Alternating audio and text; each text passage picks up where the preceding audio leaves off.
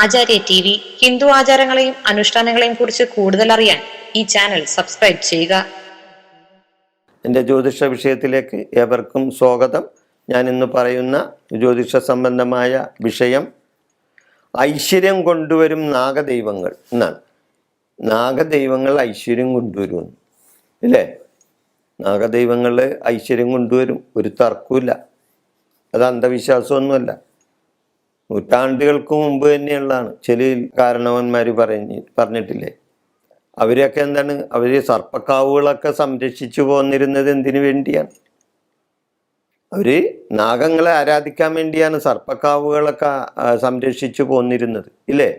സർപ്പക്കാവുകൾ എന്ന് പറഞ്ഞാൽ പരിസ്ഥിതി സന്തുലന അവസ്ഥ ഉണ്ടാക്കുന്നതിന് വേണ്ടിയാണ്. അതായത് നമ്മുടെ ഭൂമിയിൽ ആ ഒരു സന്തുലന അവസ്ഥ ഉണ്ടാക്കണം. അതായത് ഭൂമിയുടെ ആവാസ സംബന്ധമായ നല്ല കാര്യങ്ങൾ ഉണ്ടാക്കണം. പരിസ്ഥിതി വ്യവസ്ഥയിൽ അവർ മുൻഗണന കൊടുത്തുകൊണ്ടാണ് പണ്ട് ഈ കാവുകളും സർപ്പക്കാവുകളൊക്കെ പണ്ടുണ്ടായിരുന്നത്. അപ്പം നാഗദൈവങ്ങൾ ഐശ്വര്യം കൊണ്ടുവരും. അതുകൊണ്ടാണല്ലോ പണ്ട് തറവാട് വീടുകളിൽ നാഗപ്രതിഷ്ഠകളും നാഗത്തറകളും ഉണ്ടായിരുന്നത് ഇല്ലേ? നാഗത്തന്മാരുടെ തറകളും സർപ്പക്കാവുകളൊക്കെ പണ്ട് പല ഇപ്പോഴും ഉണ്ടല്ലോ. ഇപ്പോഴും നമ്മുടെ നാട്ടിൽ ഒത്തിരി സ്ഥലത്തുണ്ട്. പലതൊക്കെ നശിച്ചു പോയി, നോക്കാൻ ആളില്ലാണ്ട് ക്ഷയിച്ചു പോയി. ആ കുടുംബങ്ങളൊക്കെ അന്യം നിന്ന് പോയിട്ടുണ്ട്. പല വിധത്തിലുള്ള രോഗദുരിതങ്ങളും രോഗാവസ്ഥകളും സുഹൃതക്ഷയം സംഭവിച്ചു. അങ്ങനെ പലതൊക്കെ ഈ നാഗങ്ങളെ സംരക്ഷിക്കാതെ വന്ന് അങ്ങനെയൊക്കെ നശിച്ചു പോയ പല തറവാടുകളും നമ്മുടെ നാട്ടിലുണ്ട്. ഇപ്പോഴും കളമെഴുത്തും പാട്ടും നിവേദ്യങ്ങളും സമർപ്പിച്ച് നാഗങ്ങളെ ആരാധിക്കുന്ന കാവുകൾ ഇപ്പോഴും നമ്മുടെ നാട്ടിൽ നിലവിലുണ്ട് ഇല്ലേ? ഈ സർപ്പക്കാവുകൾ, ഈ സർപ്പങ്ങൾ നമ്മൾക്ക് എന്താ തരുന്നത്? നല്ല സൽസന്താന ലബ്ധി ഉണ്ടാകും, സന്താനങ്ങളെ തരും, കുടുംബ ഐശ്വര്യം തരും. എന്നിവയ്ക്കായി ഈ സന്താന ലബ്ധിക്കും കുടുംബ ഐശ്വര്യത്തിനുമൊക്കെ വേണ്ടി മനുഷ്യർ നാഗാരാധന വളരെ ഭയഭക്തി ബഹുമാനത്തോടുകൂടി നേരത്തെ ചെയ്തിരുന്നു.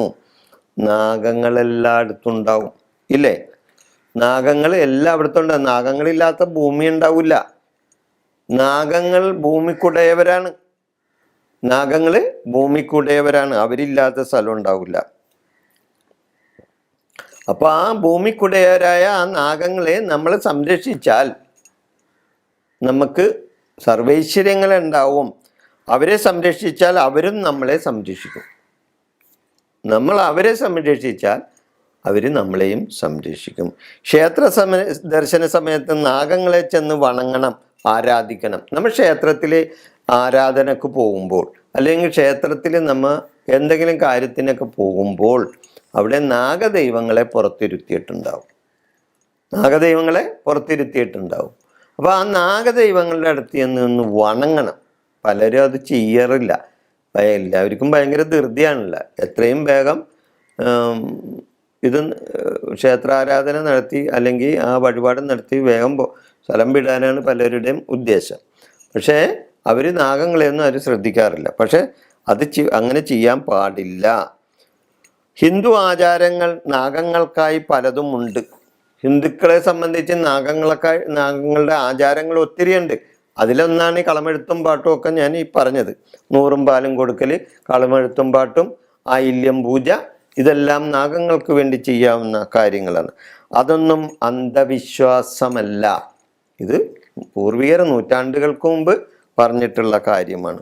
നമ്മുടെ പൂർവികർ നമുക്കായി കാത്തുവച്ചിട്ടുള്ള അനേകം ആചാര്യങ്ങൾ ഈ നാട്ടിലുണ്ട്.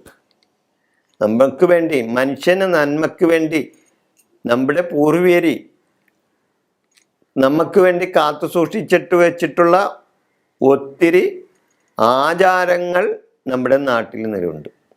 അതിനെ അനാചാരങ്ങളാക്കി മാറ്റിയാണ് ചില ആൾക്കാർ. അപ്പോഴാണ് അവിടെ അന്ധവിശ്വാസം വരുന്നത്. ആചാരങ്ങളെ അനാചാരങ്ങളാക്കി കാണുമ്പോഴാണ് ഈ അന്ധവിശ്വാസം ഉടലെടുക്കുന്നത്.